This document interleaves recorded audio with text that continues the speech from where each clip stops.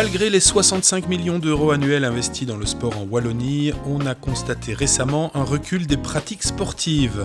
À cause du confinement, de nombreuses fédérations ont perdu jusqu'à 30% de leurs adhérents.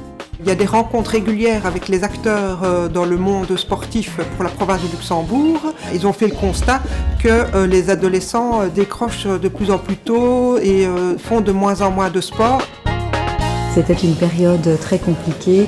Nous avons vu une perte d'affiliés dans les clubs et les fédérations, même si la pratique sportive dite libre, donc le jogging, le vélo, ça ne s'est pas arrêté. Pour contrer cette tendance, la province et divers partenaires, dont la HERS, ont proposé l'événement Bouge ton sport, avec en ce qui nous concerne, un colloque destiné aux professionnels du sport et l'encadrement d'une journée sportive pour un public d'adolescents.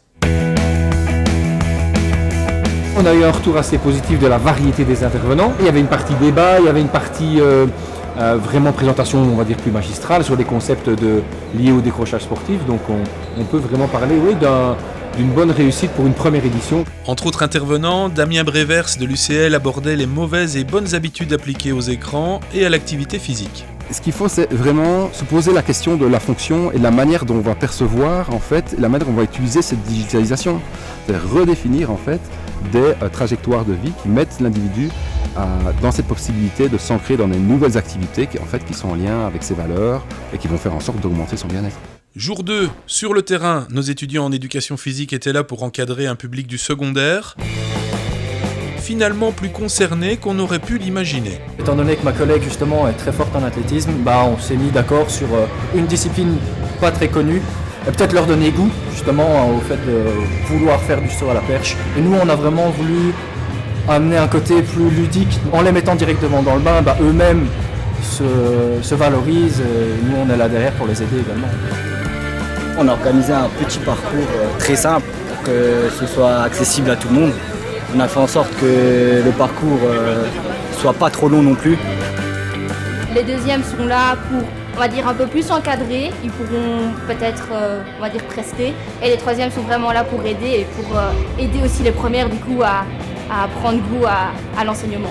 Les premières ne connaissent pas spécialement les étudiants de troisième, et donc de faire aussi une activité un peu team building entre les étudiants sur une activité commune de découverte de différentes disciplines et de partenariats, puisque ici il y a toute une série de partenaires dans les fédés, dans les clubs, qui viennent aussi faire partager leur savoir-faire et leur méthodologie. Qu'est-ce que tu penses du niveau sportif des jeunes maintenant ? Par rapport aux années précédentes, maintenant les jeunes sortent de moins en moins, ils font moins de sport, ils restent plus sur les écrans.